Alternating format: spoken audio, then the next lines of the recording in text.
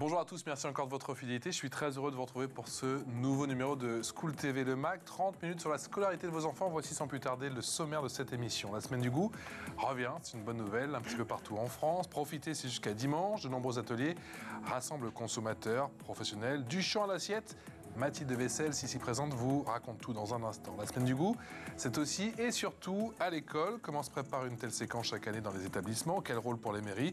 Plaisir ou véritable casse-tête? On en parle avec nos invités dans un instant en plateau. Et puis goûter, déguster, ça s'apprend, c'est important pour le développement de l'enfant. Quelles sont les bonnes pratiques? Comment prolonger l'expérience à la maison? Les conseils à suivre justement dans ce mag avec David Xavier Weiss. Bonjour. Bonjour. Merci d'avoir accepté notre invitation. Vous êtes le premier adjoint à la mairie de Levallois-Perret. Annéry Le Pallec également présente. Bonjour. Bonjour.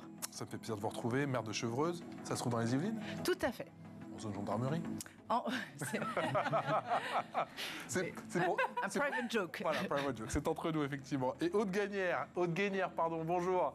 Merci beaucoup d'avoir accepté notre invitation. Vous êtes directrice chargée de projet, formatrice en éducation alimentaire et sensorielle de l'association Éveil au goût. Vous êtes basée à Dijon, si je ne m'abuse, et vous êtes co-autrice de l'ouvrage pédagogique Les Restos de goût. C'est aux éditions Yves Michel. Voilà pour les présentations. C'est parti pour la loupe.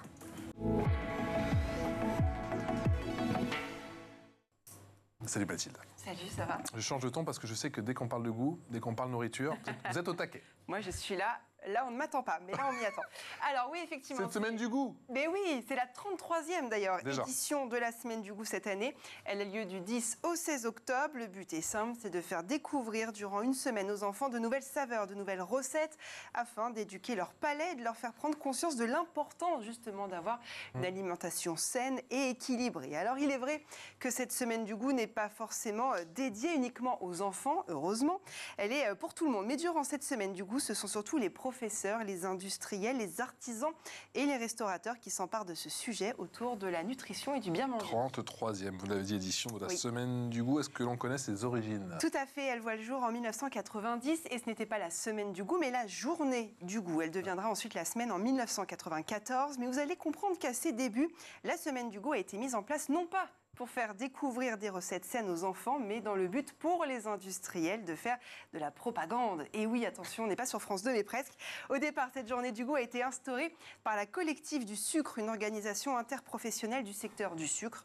Et oui, l'idée de départ était donc de contrer la mode du light où le sucre n'avait pas vraiment la cote, vous imaginez. Et donc, pour contrer tout ça, les industriels ont mis en place cette journée du goût pour vanter les mérites du sucre auprès des enfants et évidemment de leurs parents. Dans les années 90, des guides et des dépliants ont été distribués dans les écoles afin d'encourager la consommation du sucre. Aujourd'hui, heureusement, ça a changé. Ça a changé. Et cette semaine du goût, en quoi elle est importante aujourd'hui? Je le disais, c'est vrai, c'est pour faire découvrir aux enfants de nouvelles saveurs encore inconnues jusque-là. Dès leur naissance, les enfants sont attirés par la douceur du sucre et donc passer au salé, c'est vrai que c'est une étape plutôt importante. Avec l'aide de professionnels de l'alimentation, les écoles de toute la France organisent des rendez-vous exclusifs afin de proposer aux enfants des activités autour de dégustations culinaires. Le but, évidemment, est de leur faire apprécier de nouvelles recettes, donc je le disais, de nouvelles saveurs et de leur faire comprendre aussi l'importance d'un bon équilibre alimentaire en favorisant évidemment les bons produits et non des repas préparés et cuisine rapide comme par exemple les fast-foods. Et pour cela, de nombreuses activités autour de ces thématiques sont organisées partout en France. Une super édition, un super parrain. Effectivement, il s'agit du chef Grégory Cohen que l'on a vu dans Chérie, c'est moi le chef sur France 2. Il est également chroniqueur culinaire sur France Inter, vous le voyez à l'écran. Il interviendra en classe avec des leçons de goût toute la semaine du goût. Il animera aussi un chef sur le campus en live sur la chaîne Twitch de Marmiton. Ce sera le 12 octobre. Merci. L'expression orale. Avec Aude Gagnère, avec Annéry Le Pallec, avec David Xavier Weiss. C'est un plaisir ou c'est un casse-tête d'organiser chaque année cette semaine du goût? Ça dépend comment on se place. C'est un petit casse-tête sur un plan technique pour les services notamment, mais c'est un vrai plaisir de voir d'une part les enfants prendre goût à cette semaine du goût, les parents aussi. Parce qu'il faut, c'est un accompagnement qu'il faut faire, y compris avec les parents. Et puis quand on voit le résultat et les retours qu'on a eu sur les éditions précédentes. Mais ça s'organise toute l'année, c'est-à-dire que dès qu'il y a une édition terminée, on se projette déjà. Dès que l'édition est terminée, quasiment on se projette sur celle d'après. Nous, on a eu la chance d'avoir des parrains jusqu'à présent En tout cas, à Levallois, on avait eu Babette de Rosière, Olivier Chaput. Cette année, on a plusieurs jeunes chefs qui accompagnent les enfants en fonction de leur âge, parce qu'on a un peu classifié en fonction de primaire, maternelle. Vous allez les chercher ou ils viennent à vous aujourd'hui, justement les chefs? Alors, maintenant, ils viennent directement nous taper à la porte. On ne peut pas prendre tout le monde, mais au début, on est allé les chercher. Puis aujourd'hui, ils viennent directement taper à la porte. On fait une petite sélection, malheureusement, parce qu'effectivement, on ne peut pas donner de la place à tout le monde. Ouais. Mais ça prouve à quel point, d'une part, la semaine du goût est importante pour les enfants, pour les parents, et de façon beaucoup plus large, y compris pour la restauration. C'est vrai que au départ, c'est parti de l'agroalimentaire, mais les restaurateurs peuvent participer à cette semaine du goût en s'associant. Localement, ça existe dans plusieurs villes. Les restaurateurs peuvent participer à cette semaine du goût en étant partenaires de l'opération. Anne-Héry Le Pallec, c'est un casse-tête ou c'est avant tout un plaisir d'organiser cette semaine? C'est un peu notre boulot d'élu de faire qu'un casse-tête pour nous devienne un plaisir pour tout le monde, quoi. Pour tout le monde, ouais. C'est un peu notre quotidien et sur tous les sujets. Après, comme vous le rappeliez au début, quand il s'agit du goût et du bien manger, on se motive un petit peu plus que sur certains autres sujets. En tout cas, je parle peut-être plus personnellement. Je crois qu'on est tous d'accord autour de cette table. C'est plus sympa que la réunion budgétaire. Ouais, voilà. c'est sûr. Donc bien sûr, c'est un casse-tête. Après, on a pas mal de manières différentes de décliner ça. Là, vous décriviez ce qui peut se passer à Levallois. C'est vrai que moi, dans ma petite commune de Chevreuse, 6 000 habitants, les chefs étoilés ne se bousculent pas à la porte de la mairie pour participer à la semaine du goût, mais on a d'autres leviers. On est sur un territoire rural. Vous le rappeliez, en zone gendarmerie. Ouais. Et donc, on a pas mal d'agriculteurs. Bien sûr, les bons produits. Voilà, pas mal de produits, pas mal de découvertes. On s'appuie un petit peu sur nos richesses locales, sur notre côté. Ça fait bizarre de dire terroir dans les Yvelines, mais c'est voilà, vous allez vous promener en vallée de Chevreuse, c'est vraiment ça. Vous êtes à la campagne, donc on s'appuie vraiment sur cette découverte du réel, de la fabrication, voilà, pour animer cette semaine du goût avec nos moyens et à la hauteur de avec des ateliers qui sont renouvelés année après année. Qui sont renouvelés pour certains, oui, pour ceux qui ont eu du succès. Quand on arrive à tracer le chemin des aliments, finalement, du pré à l'assiette, je crois que les enfants adhèrent de toute façon. Et puis nous, je pense à une école en particulier, il y a 2 écoles sur Chevreuse. Une école en particulier qui est à peu près à 150 mètres d'une ferme dans laquelle on produit du lait, dans laquelle on produit des yaourts, dans laquelle on produit des fromages. On va toucher les vaches, on va toucher les chèvres. Tout ça pour les enfants, ça parle vraiment. C'est ce côté authentique de la semaine du goût. Et en Chevreuse, vous avez le sentiment qu'ils sont plus éduqués au goût? Je pas crois forcément. Il y a de tout. C'est une chance que vous avez d'avoir ça, parce que bien sûr. Moi, je vois des enfants qui ont grandi à Levallois, ou l'année dernière, on était aussi au centre de la région Île-de-France avec Valérie Pécresse, quand on avait des enfants qui regardaient comment était fait le pain, parce qu'on a eu des gens qui sont venus faire du pain, ils ne savaient pas que le pain c'était fait à base de blé, donc il y a une vraie éducation à faire sur comment arrive sur nos assiettes du pain et tout le reste, tous les mets qu'on peut manger. Il y a une vraie méconnaissance aujourd'hui. Aude Guénière, quelle est l'importance de cette semaine du goût? Alors, pour tout vous dire, la semaine du goût, pour éveiller au goût, c'est toute l'année. Donc, on est sans arrêt à souhaiter cet éveil du goût des enfants. Ça, c'est pas réservé du tout à une semaine, et on va intervenir dans les classes, dans le cadre de la restauration périscolaire, et puis également dans d'autres contextes et avec les familles pour développer ce plaisir de goûter qui va guider les enfants et même les plus grands vers la diversité alimentaire et l'envie de goûter un peu de tout. Vous proposez une approche globale et sensorielle de l'alimentation, ça veut dire quoi? Alors, global, le mot est important parce qu'à travers l'utilisation des sens, on va toucher à beaucoup de domaines. J'entendais parler de visites de ferme, de liens à la terre, c'est quelque chose de très important pour l'association de faire tous ces liens de la terre à l'assiette pour que l'enfant ait une meilleure connaissance de l'aliment dans sa globalité et avec toujours l'idée qu'on souhaite familiariser les enfants, qu'ils connaissent mieux leur alimentation. Et pourquoi mieux connaître? Parce qu'un enfant va aimer ce qu'il connaît. Un enfant mange ce qu'il aime. L'enfant est drivé par le plaisir. Donc si on souhaite qu'il mange un peu de tout, il faut qu'il aime un peu de tout et qu'il connaisse un peu tout. Et l'alimentation dans sa globalité, c'est vraiment par le biais du sensoriel, parce que le premier rapport de l'enfant à l'aliment, c'est la sensorialité. Donc pas tant lui dire va manger ça parce que c'est bon pour ta santé, mais plus ça va te permettre d'avoir du plaisir et qu'il le constate, que par le vécu, il se rende compte que il aime tel et tel aliment et qu'il en découvre de plus en plus avec ses camarades dans un contexte positif, ludique. Tout ça va faire qu'il va aimer de plus en plus d'aliments au fil de sa vie. Salé, acide amer, éveiller les enfants au goût, ça peut se faire en une semaine? Justement, j'ai un peu de mal à y croire.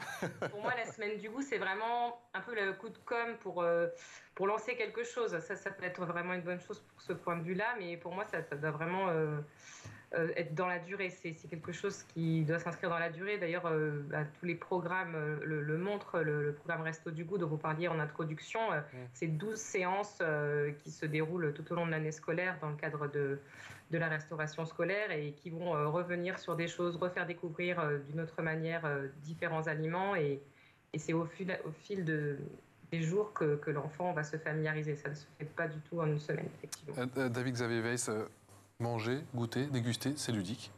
C'est ludique, c'est un peu le parti qu'on a pris notamment pour les enfants et elle parlait tout à l'heure des tout petits. Effectivement, pour les maternelles, on a fait des ateliers sur les jus de fruits bio, jus de fruits et légumes bio, en jouant sur les couleurs, les textures, pour sensibiliser les enfants, parce que c'est vrai que la première chose qu'un enfant voit, c'est les couleurs les plus vives et puis le toucher. Après, le toucher, la matière. Là-dessus, on fait des ateliers notamment pour les crèches.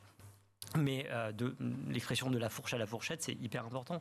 Et c'est hyper important toute l'année. Effectivement, dans la restauration scolaire, c'est un vrai enjeu. Aujourd'hui, on ne va pas se mentir, en France, on a 2 gros mastodontes qui se partagent le marché, Elior et Sodexo qui se partagent le marché, mais on a aussi des petits entrants comme Api, et c'est le parti pris qu'on a pris nous à Levallois, c'est de passer par eux après un appel d'offres qui a été remporté par API. Et eux, ils favorisent les circuits courts, ils favorisent justement tout ce qui est fait en Ile-de-France ou à proximité en Ile-de-France, des viandes label rouge, on est à plus de 50% de produits bio servis dans les écoles. Là aussi, c'est tout au long de l'année, effectivement, il y a un focus pendant la semaine du goût, mais c'est aussi une démarche à avoir de façon globale tout au long de l'année. Le circuit court, c'est possible aussi à Chevreuse, dans les Yvelines ? Bien sûr, d'autant qu'on est sur des quantités qui sont beaucoup moins importantes, donc on peut vraiment s'appuyer sur des producteurs locaux. Et nous, ça fait partie intégrante de nos cahiers des charges, effectivement, quand on lance nos consultations. Le pain doit être acheté dans les boulangeries locales, les yaourts à la ferme, le beurre, on a un certain nombre de contraintes comme ça. Je pense qu'il faut vraiment voir ce temps du repas de midi comme un temps éducatif. C'est important, c'est pas uniquement nourrir l'enfant et faire en sorte qu'il ne fasse pas d'hypoglycémie l'après-midi, c'est un vrai temps éducatif. C'est vrai qu'on dit que c'est, pour bon nombre d'élèves, pour certains élèves, le seul repas qu'ils font équilibré et parfois le seul repas de la journée. Alors, je vais peut-être avoir une démarche politiquement incorrecte, mais moi, j'avoue que tout ce qui est fait pour promouvoir le bio en ce moment me laisse un petit peu perplexe. Pourquoi ? Parce que je pense que le circuit court et la production locale ont peut-être un cachet plus authentique que le bio. Moi, j'ai découvert il n'y a pas très longtemps qu'on donnait à manger aux enfants dans les écoles de l'ananas bio qui venait d'Afrique du Sud. Et je préférais qu'on fasse des pommes pas bio qui viennent du maraîcher à 15 km. Alors, la loi Egalim et les contraintes en matière d'alimentation ont été renforcées avec un niveau d'exigence et de qualité remonté. Mais j'ai l'impression qu'on n'est pas forcément dans des objectifs qui se rapprochent de ce qu'on attend dans nos restaurants scolaires, en tout cas en Ile-de-France. Moi, je vous avoue que l'ananas bio d'Afrique du Sud, peut-être une fois dans l'année, c'est pas mal, mais que celui-ci ait plus sa place que les pommes pas bio du verger, mais pour autant, dont on les a vus pousser dans l'arbre du verger à côté. Voilà, je suis un peu troué de la Chevreuse, bien évidemment. Voilà, exactement. Aude Guénière, sur quelle base de travaux se fonde justement votre association ? Alors, ça commence à dater maintenant. Il y a quelques années, avant de démarrer l'association, je travaillais pour un centre de recherche qui s'est intéressé aux effets d'une éducation sensorielle sur les comportements alimentaires des enfants. Et il s'est avéré que ça pouvait être, cette éducation sensorielle, une approche intéressante pour amener les enfants à s'ouvrir à la nouveauté, à la diversité, et aussi à leur permettre de verbaliser leurs ressentis. Donc de passer du j'aime pas, beurre que c'était pas bon, à je n'aime pas trop parce que, et d'expliquer pourquoi ils n'aiment pas. Donc ça fait partie du développement de l'enfant, cette idée que à la naissance, on a tendance à rejeter l'amertume et à plutôt apprécier le sucré. Mais au fil de la vie, ces choses-là évoluent et et cela nécessite un accompagnement, un éveil. Donc, les recherches ont montré que cette approche sensorielle pouvait être un bon moyen d'accompagner l'enfant dans la découverte des goûts et pourquoi pas se mettre à aimer ces aliments qui sont amers et qu'il rejette à la base grâce à la familiarisation, comme je vous l'expliquais tout à l'heure, et par l'éveil de la curiosité dans un contexte ludique. J'entendais que c'était précisé, c'est vraiment aussi un des fondements de nos ateliers, d'être sur le sensoriel et le ludique, l'aspect convivial. Anne-Héry Le Pallec. Oui, moi j'ai un petit peu raté l'étape éducation parce que je suis restée très sucrée personnellement, donc peut-être que... Il y a des gens, c'est sucré ou salé. Je suis restée, donc j'ai un petit peu honte. Je sens un petit retard. On est au moins 2 sur le l'éclair au chocolat. J'ai vu vos gros yeux, effectivement, pendant que Aude Gagnard était en train de... Bien sûr que... Alors, vous me posiez la question tout à l'heure et je pense que c'est très intéressant de se demander si on est en complément de ce qui se passe à la maison. Oui, il faut l'envisager comme ça. Pour certains enfants, on sera, comme on le répète souvent, le repas structuré, équilibré de la journée, le repas avec les apports protéiniques de la journée. Maintenant, il faut aussi, la semaine du goût est le prétexte, mais en l'étendant tout au long de l'année, sortir un petit peu de ce repas conventionnel et se dire qu'on est, comme je le disais tout à l'heure, sur un temps éducatif et l'éducation, en tout cas chez les enfants et surtout chez les plus jeunes, le côté ludique est indispensable et on ne fera pas passer de message. Effectivement, comme vous le rappeliez tout à l'heure, mange ça parce que c'est bon pour toi. Ça, c'est un message qui ne passe pas du tout. Donc, il faut trouver toutes les approches possibles pour éveiller la curiosité des enfants et les amener à avoir peut-être ce qui m'a manqué, cette éducation, l'ensemble des goûts. Vive le sucré. Non, mais leur inculquer aussi, c'est important, les apports nutritionnels, vous en parlez, le sucre, les glucides, etc., les nutriments, parce que c'est vrai qu'on ne l'apprend pas, alors que c'est quand même ultra important, l'alimentation. Mais ça, c'est abordé ou pas, justement, pendant cette semaine du goût? Alors peut-être, mais en tout cas, moi, à l'école, c'est pas quelque chose qu'on a appris, alors que c'est tellement important. Aude Gagnard, c'est un aspect qui devrait être plus abordé, justement, tout cet aspect nutritionnel, parce que là, on parlait du goût. Alors, l'aspect nutritionnel, effectivement, c'est une connaissance qu'on peut avoir, et c'est dans les programmes scolaires, d'ailleurs, d'apprendre ce qu'apportent les aliments. C'est une chose, mais on va dire que c'est pas vraiment ça qui va faire bouger les comportements. Comme je vous le disais tout à l'heure, l'enfant est guidé par son plaisir. Donc, les nutriments, c'est invisible. C'est pas concret. Donc, ça marche peut-être pour des personnes qui ont besoin de connaître, des adultes, mais nous, on n'est pas sur l'éducation nutritionnelle.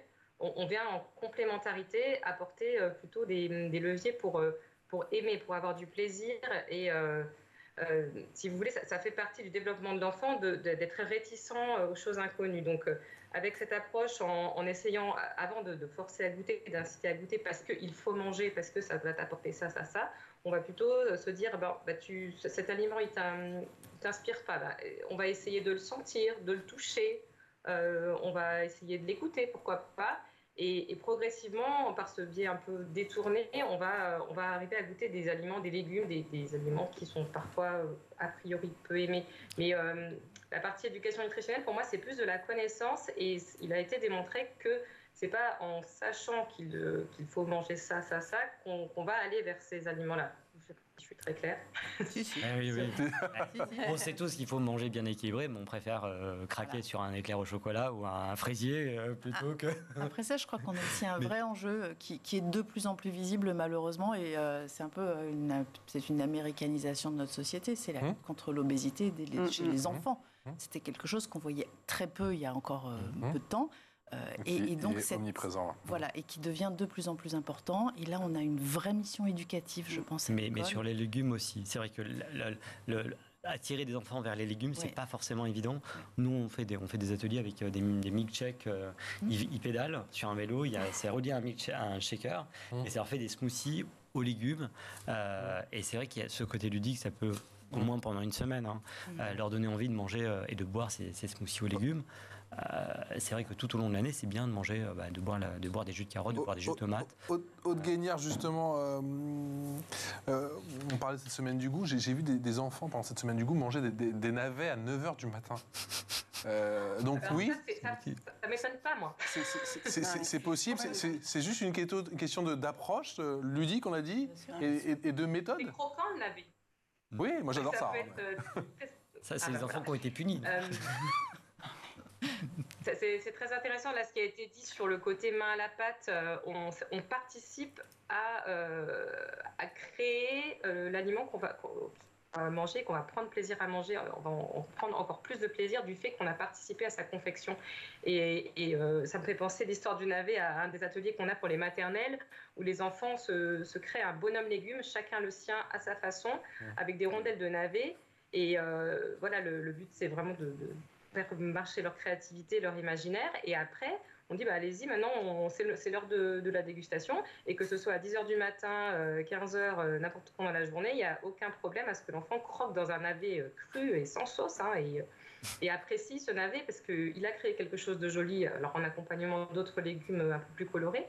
Et puis, il va vraiment apprécier. Donc, c'est vrai qu'il y a des trucs assez surprenants. On se dit, des fois, on n'ose pas essayer, mais tant qu'on est dans un contexte positif, que les autres camarades en plus font comme l'enfant, et ça fonctionne, ouais. Le navet à 9h du mat.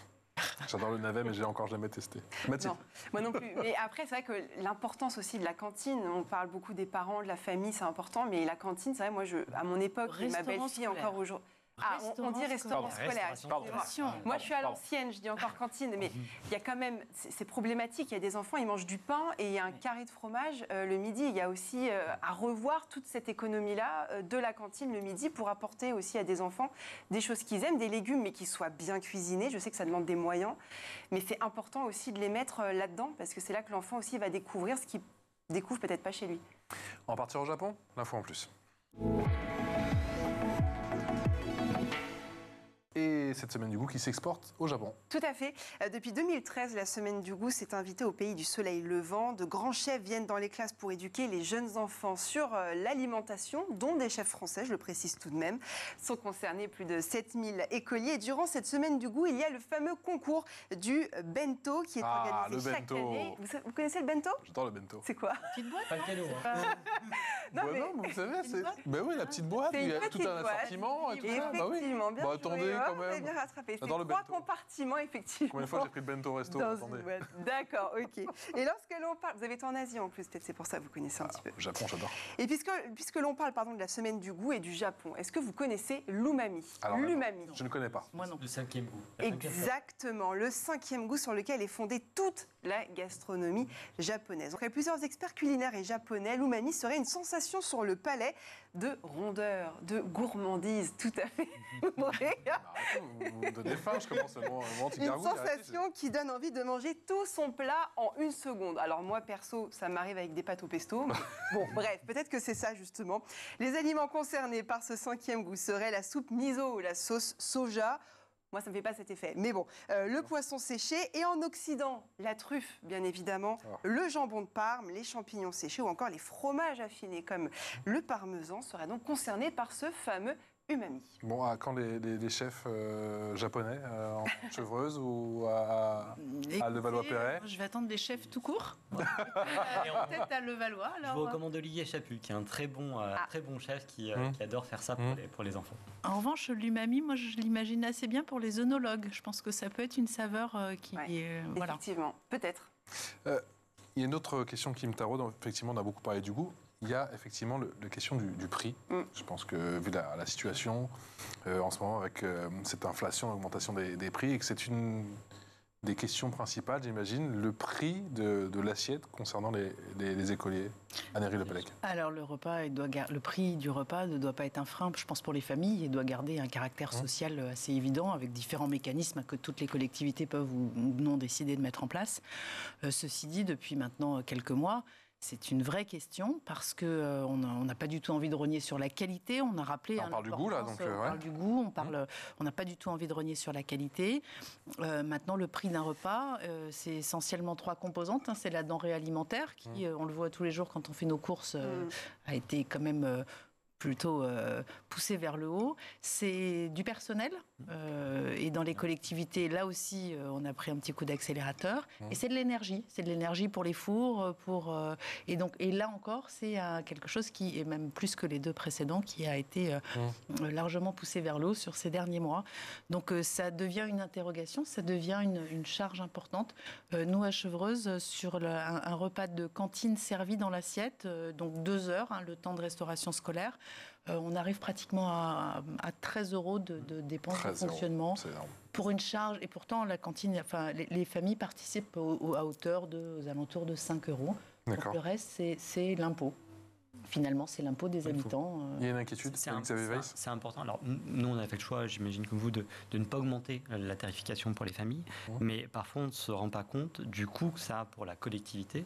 Effectivement, on est autour de entre 13 et 14 € quasiment en fonction, quels que soient les marchés retenus. C'est un coût énorme pour la collectivité parce qu'effectivement, il y a les coûts de personnel, les coûts d'énergie. Et souvent, les particuliers, ou enfin les parents, ne se rendent pas compte forcément du coût que ça a. Ils ne voient que le prix qu'ils payent, en plus en fonction du quotient familial dans les communes. Parfois, c'est pas juste 1,40 €. Le coût d'un repas, c'est autour de 14 €. C'est parfois 10 fois plus que ce qu'on paye vraiment. Aude Guénière, est-ce que c'est une problématique qui revient dans la bouche de vos intervenants, de vos clients, cette dimension, l'inflation sur les prix et ce rapport qualité-prix dans les assiettes? Oui, c'est de plus en plus et on a même des actions spécifiquement autour de cela qui nous sont demandées. Je pense à une formation là, que je vais bientôt donner, qu'on a appelée Alimentation saine, plaisir et petit budget. On va travailler auprès de bénéficiaires et bénévoles, de salariés et bénévoles d'épicerie solidaire et on va tenter de leur donner des clés pour permettre que les bénéficiaires apprécient les légumes et à bas coût, enfin trouver des recettes, des façons de cuisiner et d'approcher ces aliments en restant dans un petit budget. C'est possible, mais il faut avoir un petit peu d'accompagnement pour arriver à apprécier des recettes saines, plaisir et en même temps peu chères. Dernière question, est-ce que l'école peut devenir l'école du goût? Oui, c'est un beau rêve.